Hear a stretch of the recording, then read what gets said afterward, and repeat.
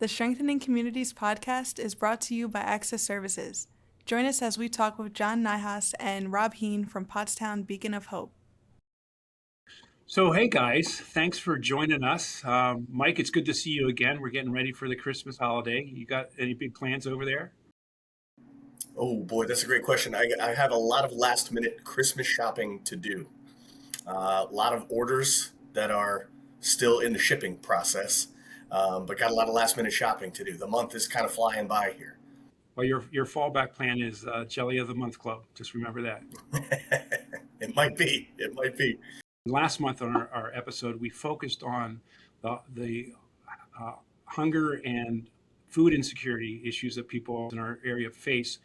So we had guests from Patrick and Eli from Martha's Choice Pantry, along with Penny, who had worked there a lot and done some volunteer work, and also was somebody who, having had experienced some homelessness, had also used that pantry, and so she knew those folks really well, and that was a great time of talking through what it's like to experience those things, and then also how we can join together as a community to support folks, particularly at this time of year, but throughout the year, who are experiencing food insecurity, because it's a growing thing. And last month was also the period of time where the SNAP benefits were in jeopardy, and so there was a lot of significant shifts for a period of time that just demonstrated how great the need is. So today's part two of that two-parter, and we're going to talk today about just the experience of homelessness and how that's really a crisis in our area right now, and what is it like to experience homelessness, and then also what's it like to help, and what is it like to volunteer. And so we have our guest, John. Well, we have a returning guest in John. So thanks for coming back. That's a first for our podcast series. So thanks for coming back, John. And then he brought his partner in crime, Rob, who these guys have been volunteering for the past 5 or 6 years at Pottstown Beacon of Hope, which is a winter warming center, open seasonally every winter. So we're gonna just hear what you guys have to say about your experiences there. To get us started, though, we're gonna watch a video clip of an interview that I did with a gentleman named Matt. And Matt is somebody who did use, for a period of time, he used the shelter at Pottstown Beacon of Hope. And Rob and John both know him well. So he's not going to be in the room with us live, but it's going to be sort of like that. And so we're going to watch a little bit of a clip from what he has to say about his experience of being outside and then deciding to come into a shelter, from being outside, and then finally to get into what's it like to have gotten into housing. So why don't we watch a little bit of that clip, and then we'll come back and talk about what we saw. So I'm here with my friend Matt. Matt, I think we met in 2021, I think.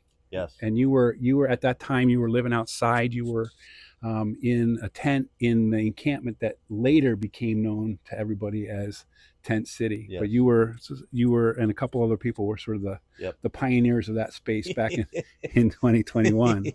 So and one of the things we've talked about this, but one of the things that I've always admired about you is just how industrious you were about, like, setting yourself outside, taking care of yourself, taking care of other people that were in the encampment. So you were really good at sort of that living outside. Do you want to talk just a little bit about?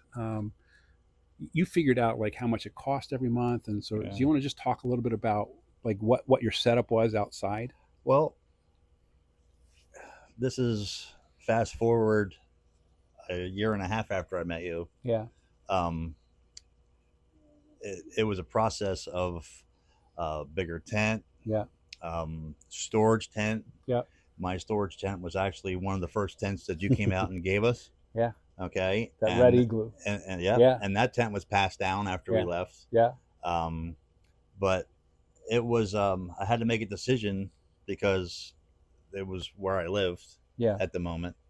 And so I wanted to make it as comfortable as possible. Right. It didn't start that way. Yeah.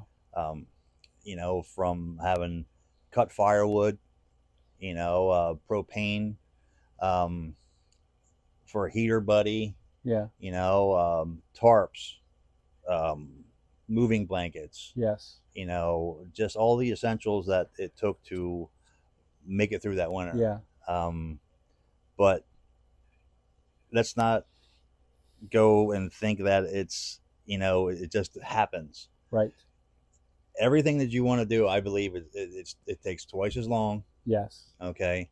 Now that includes doing your wash, humping it over to across Route 100 and to the laundromat. Yeah. A few hour event. Yes. Even that. Now you got to get your propane before they close. It's a Saturday at 1 o'clock. Right. So you need to get your propane. I was fortunate enough to get a gas grill. Yeah. From Pastor Ron. Yes. And basically at that point we were cooking for the encampment once a week. Yeah. And we would do when the outreach will come out, he would bring out goodies and stuff, and then we would do something special for the holidays, Thanksgiving and Christmas. Yeah. And we did that, I believe, for 3 years, ain't you? Yeah. 3 years we did that. Two while we were there, once while we were here. Right. And that was we enjoyed it. Yeah. We enjoyed it, and they did too. I think we had 15 to 17 people we cooked Thanksgiving dinner in the woods. Yeah. For 17 people. Yeah. But you have your food. It was roughly $100 in ice a month. Yeah. So it came out to around $400 a month to live in the woods. To live in the woods, yeah. Which is right. So people don't know. Well, lots of people don't figure that out. They sort of live and they just sort of try to get by. Yeah. But you had actually sort of dialed that in a little bit. This is what I need, and this is what it's going to take to get that. All right. What did you guys see or hear in Matt's telling of the story of what it was like for him to be outside in the woods in Tent City? For me, I think the amount of effort that he put into it, and everything was such a chore, such a project. I mean, things that we take for granted and are there for us. He had to work for every bit of it, and just that hustle every day. It takes a toll. It's grinding, and it just wears you down. And I'm grateful that he eventually came, found his way there to the shelter to get some rest, because it's a lot of work. Yeah, Matt is the first guy that really made me understand the amount of time it takes to just get anything done when you're living homeless like that. He would share with me, just how long it took him to do stuff, just basic, like he was even saying, basic tasks. And I just had, it probably would be something if I ever thought about it, it would be different, but I just never thought about it. It's just another thing that never entered my mind. Yeah, you could definitely see with that he curated kind of a skill set, that there's a craft to it, to doing it well. And then also just strikes me as a leader in that community. Like you said, give you the shirt off his back kind of guy. And also understanding, we're still going to carry through on some important traditions here. And I can only imagine the kind of task it would be to prepare a meal for 17 people in the woods on a grill. I can only imagine the kind of craftsmanship that has to go into organizing that, preparing the meal, making sure that everybody is taken care of well. So definitely he strikes me as having that kind of leadership mentality, and that there's a real skill set that he either, I don't know if he had coming in, but he definitely curated it while he was out there, and then tried to use that skill to help support the other folks that were next to him out there. So definitely impressive. I just wanted to add to that. He definitely was that leader, and just the other part of it is a community. Everybody kind of looks out for the next guy and helps. It's not you're on your own feeling out there. It's just everybody's chipping in, and Matt certainly took the lead in being in charge out there and helping everyone out. Yeah.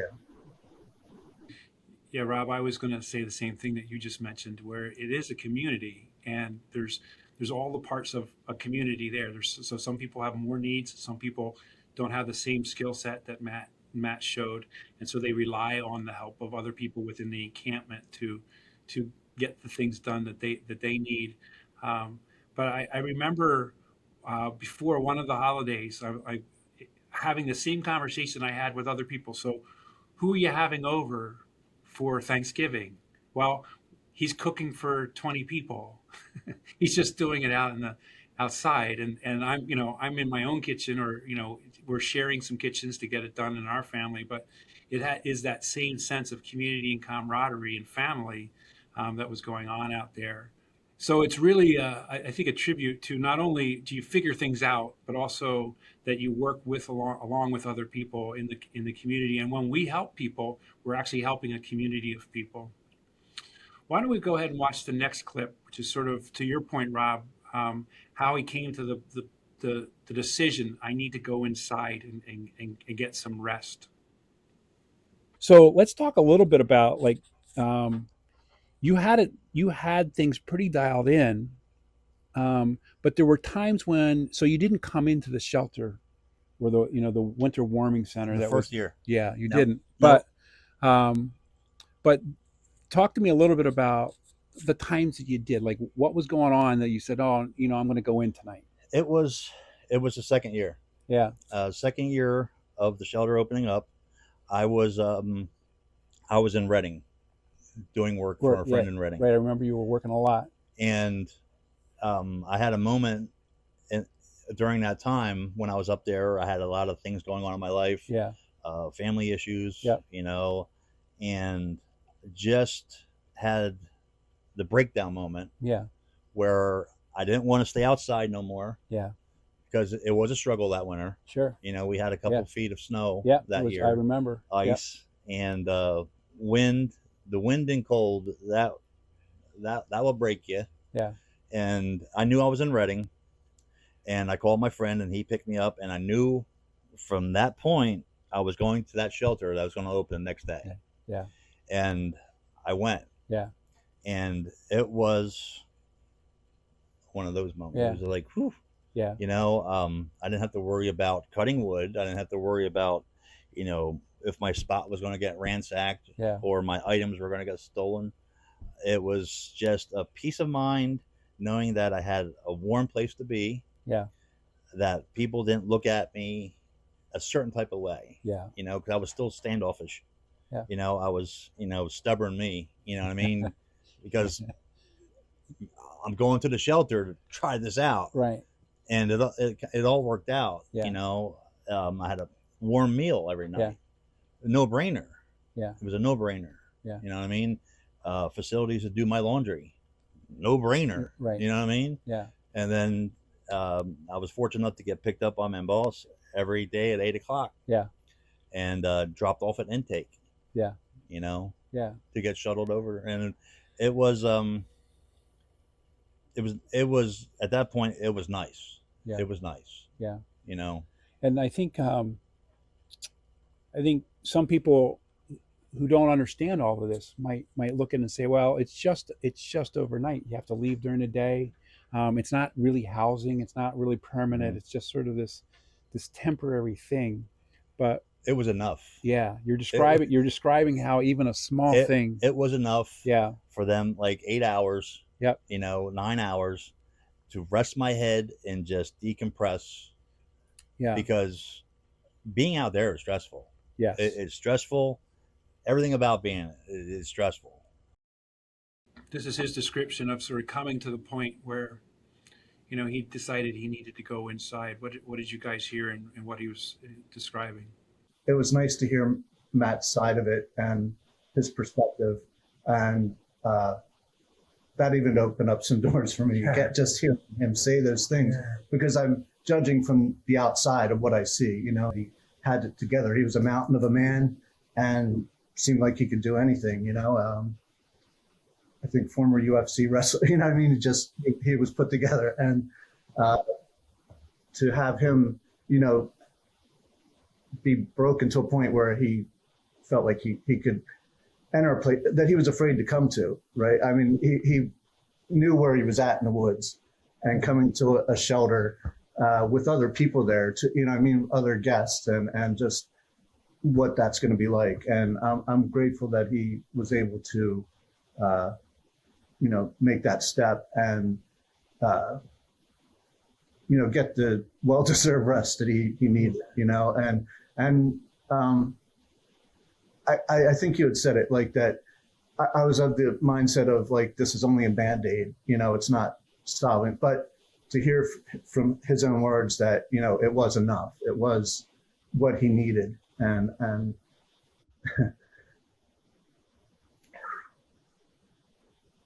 I'm grateful that they were able to provide that for him. The Beacon of Hope was there to provide that. Yeah, we talk a lot about like humans helping humans. At the end of the day, a lot of this is about that. And I saw Matt in the woods regularly for a year plus before he decided to come into the shelter. And for a long time, I was out with the street medicine team, and the people around him would be getting, care for whatever physical issues they had. And finally Matt said, "Hey, my feet are bad. Can I have somebody?" And at first he didn't want people to have to look at his feet. But it's sort of like he was in a helper role. And then at some point he said, it's okay for me to accept help too.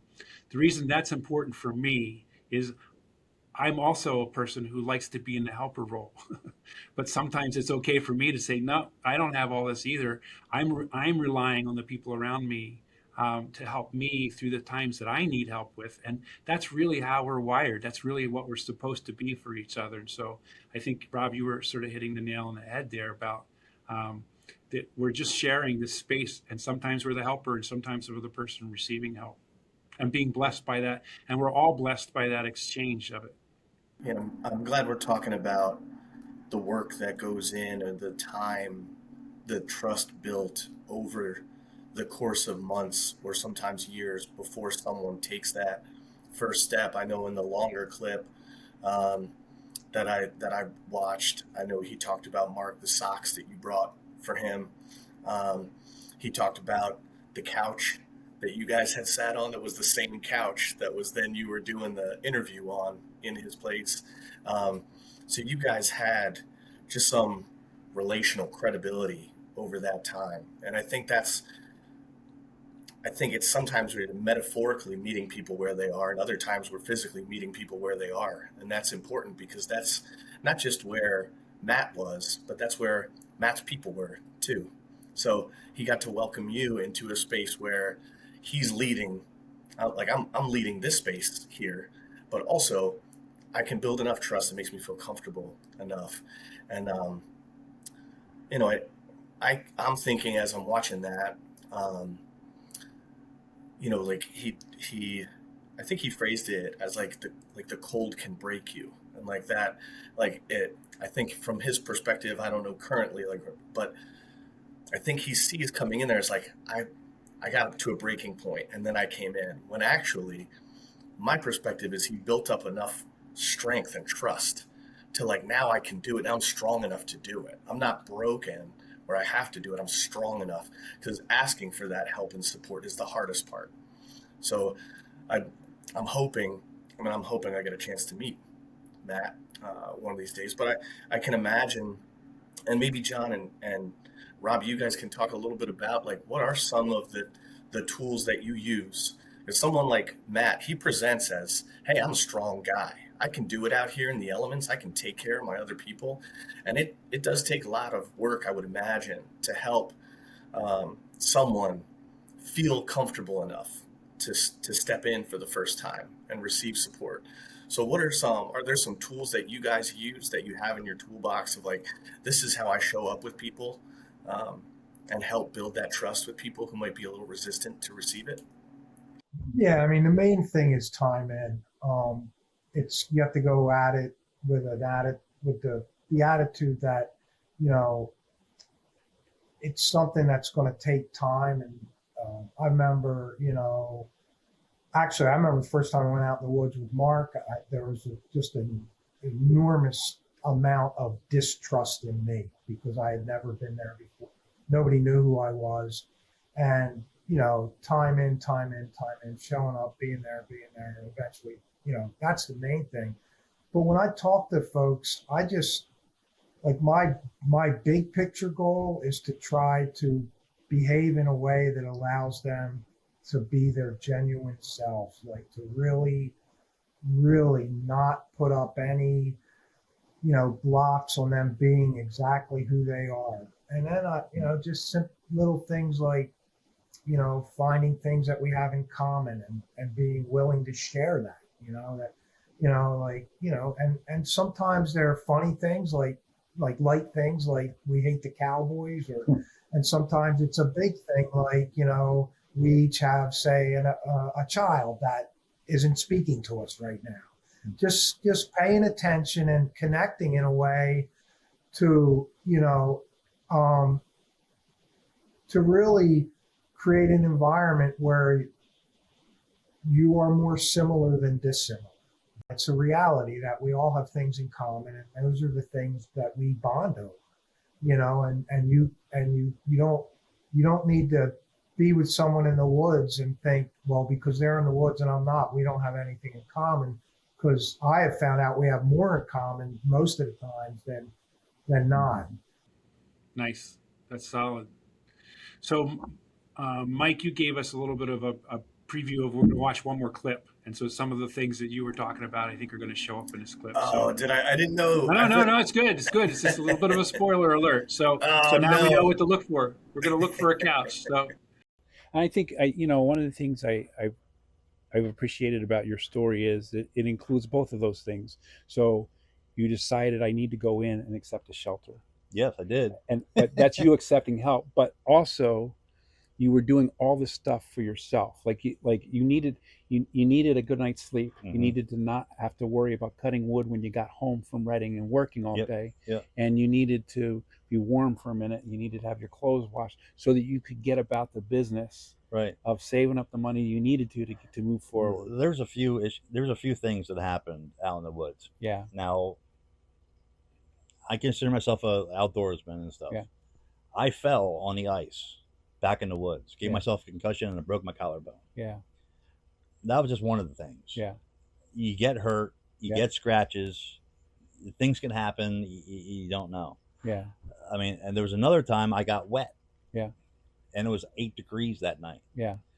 And all the wood back there was wet. Yeah. I was in terrible shape when I went to the shelter. Yeah. I mean, I was in terrible shape. Yeah.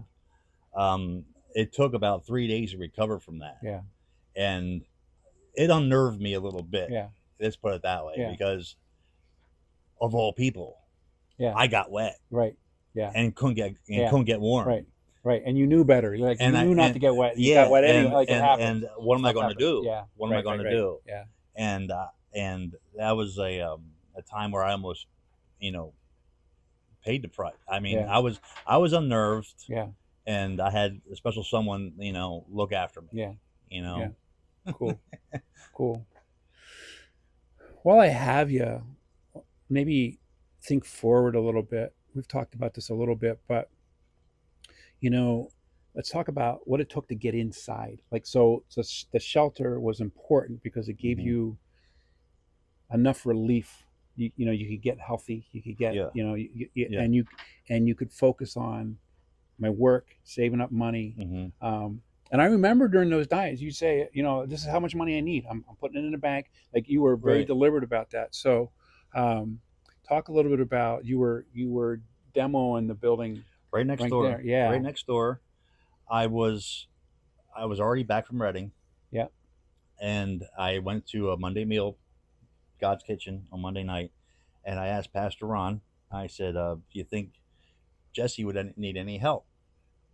Jesse and Dennis had this building. Yeah. And I would leave my tent at 7:00. I'd be here by 7:15, and I work a full day. Yeah.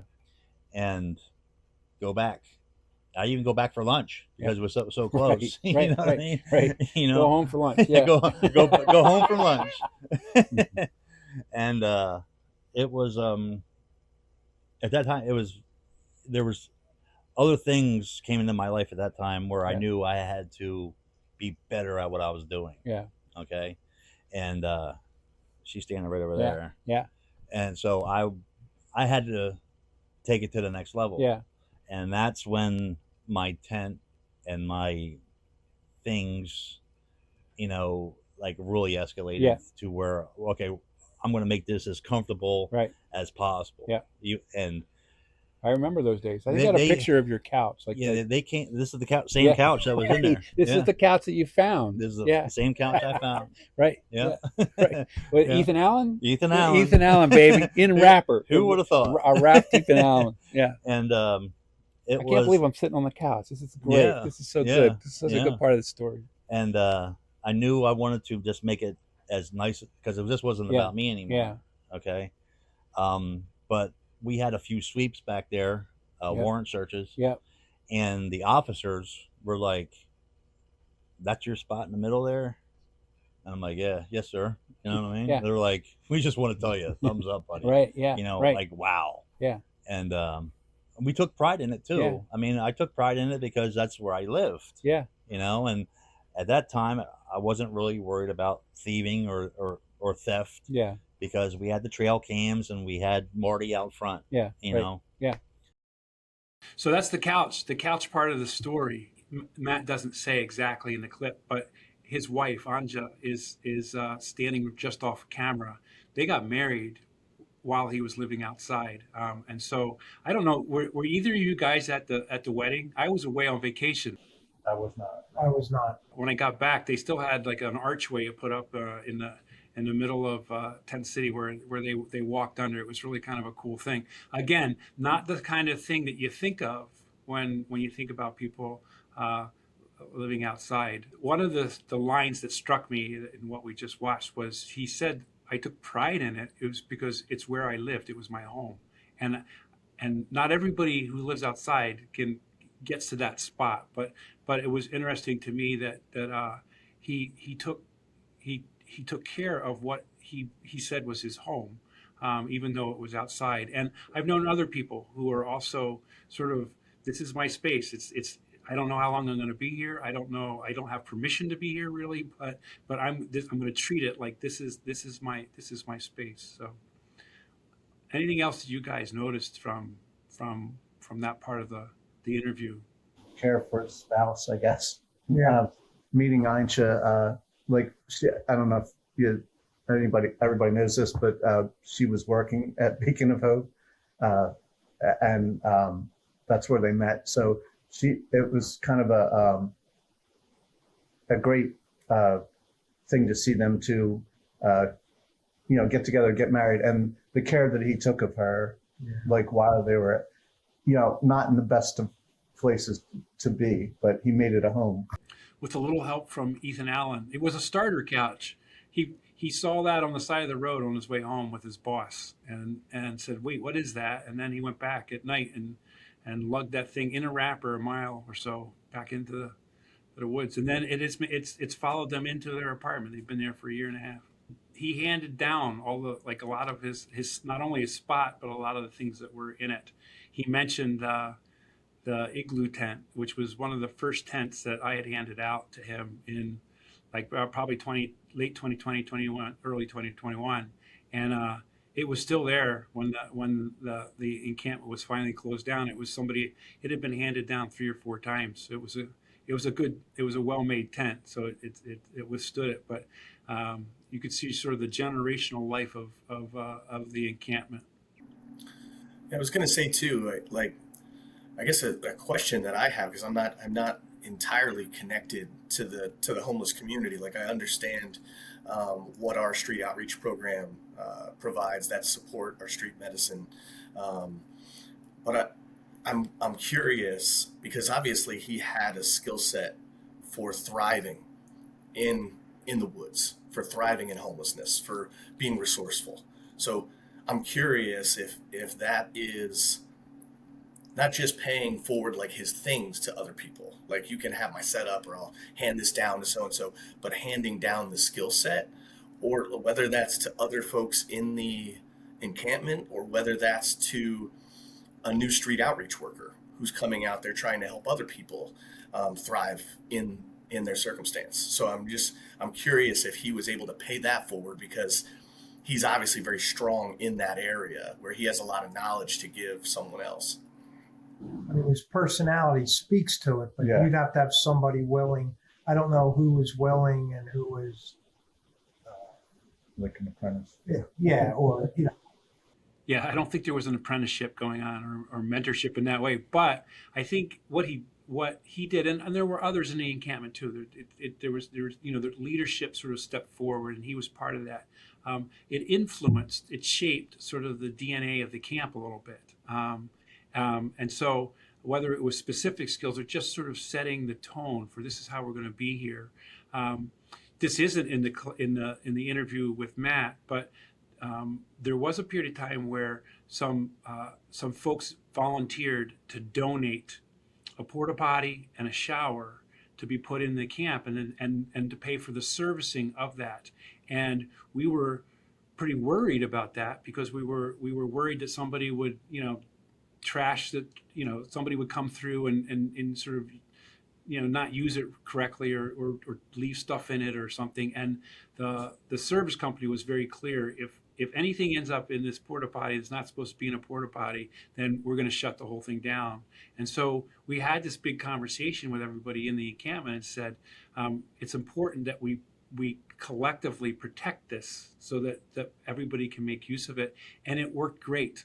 That, and I wasn't, this was the first time we had tried this, and I wasn't sure what was going to happen, but they were able to maintain some sanitation and some water, which other encampments that is unheard of, because they were able to have this culture where people were taking care of the camp itself and sort of owning it, taking some responsibility to make sure everybody could make use of the help that was being offered.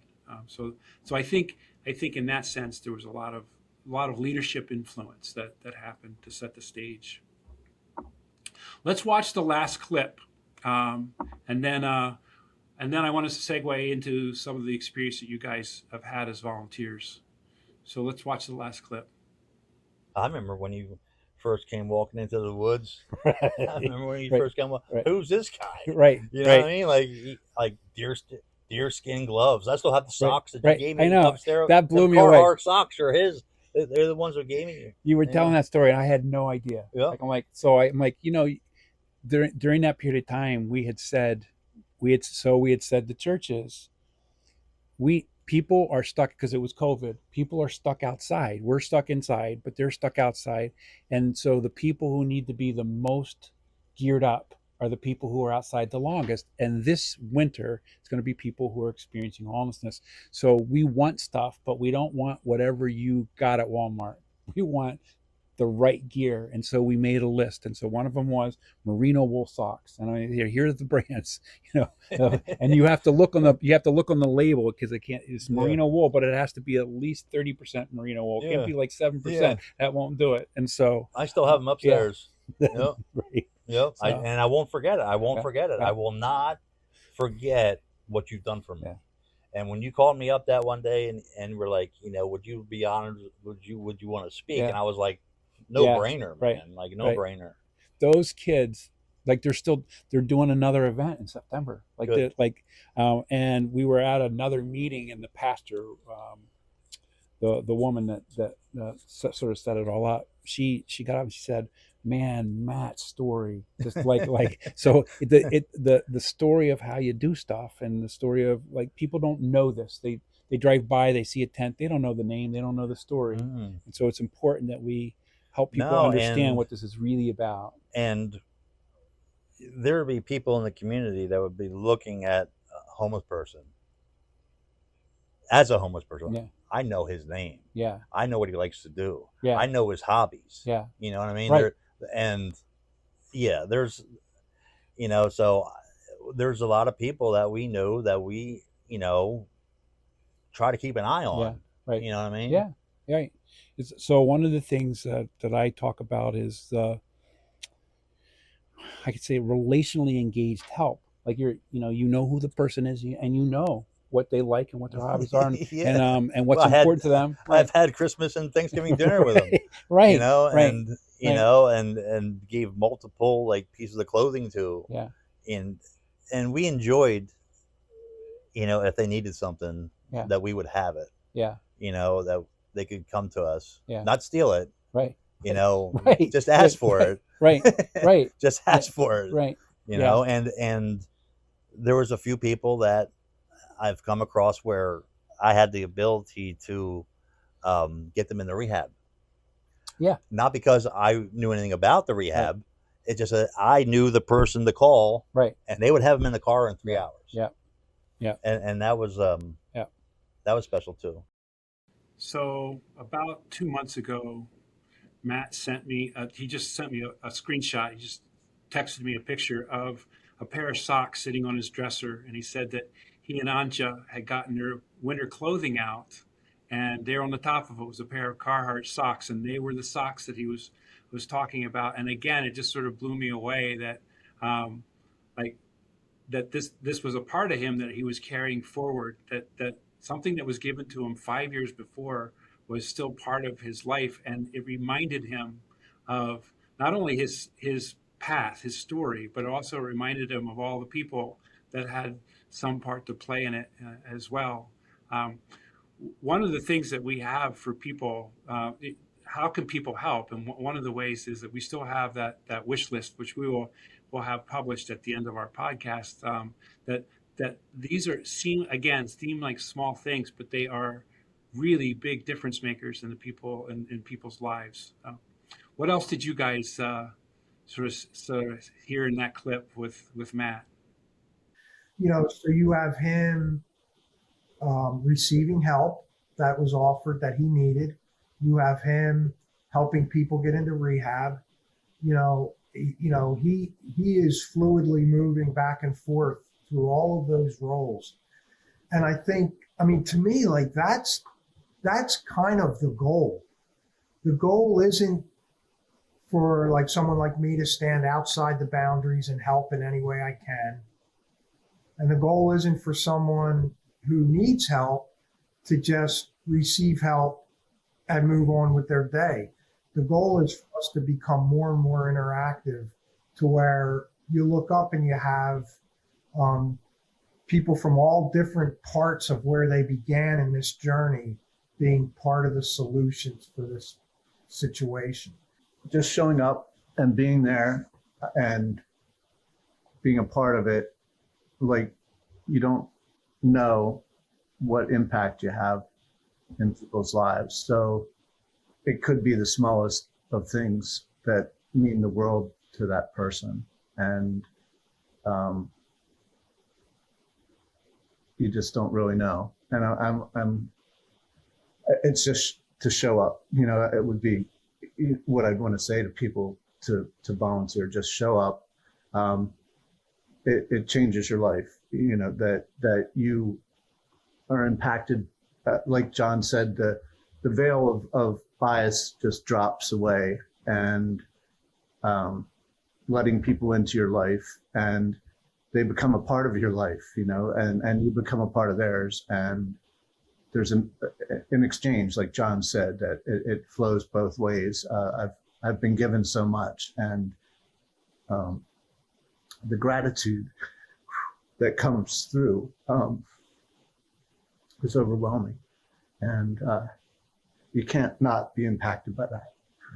You've moved us into the question that I was going to ask. You've already started to answer it, which is you guys just keep doing this. You've been volunteering for years now, and so how has it changed you? How do you, Rob, you started to talk about how it's impacted you and how that's what happens when you show up for people. But just other thoughts about maybe how you've grown or changed as a person as a result of just offering what you have to offer, even if it seems small, to folks that cross your path. Yeah, it's hard to even start, I guess. Like, I mean, that was my start of just the gratitude and the growing aware away from the judgment, the fear of approaching people, the fear of just opening up. Those pieces have definitely grown, changed for me. And sometimes they're long periods of time to be with people. I've taken people on down to get driver's license, just to be with and to allow them to be who they are, and that's okay. And the list goes on and on, I think. It's definitely made a great impact in my life, and I'm grateful for it. I more and more just keep doing it because of how much I enjoy it. It started out as me.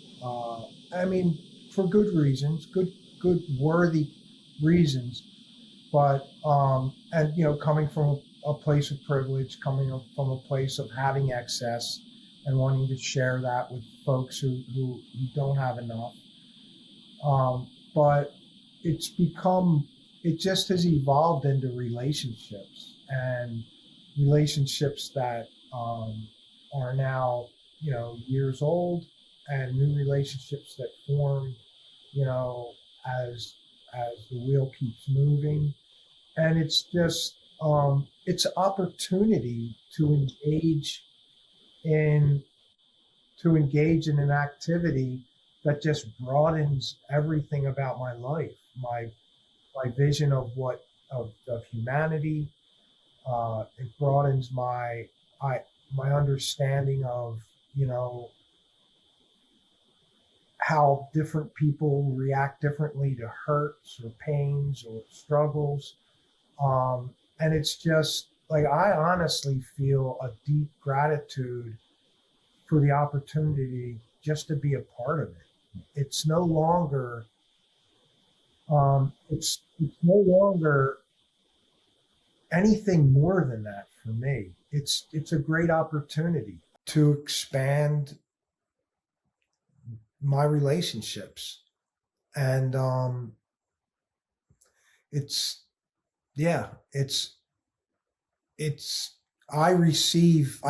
believe I receive more than I give. There's something for all of us to do. Like, there's ways that everybody can be involved in this community. And I think you guys, both Rob and John, talked about how when we do this work and we just get it sort of immersed in it, we become part of a community, and everybody's participating equally in community. And that's really sort of what this entire podcast series is about. How do we strengthen our sense of community, that we all sort of belong, and that we all need help some of the time, and we all have something that we can offer for the good of the community at another point. So some of that is donating, and we have ways that we still have that wish list. We still wish for it. So there's lots of ways that people can donate.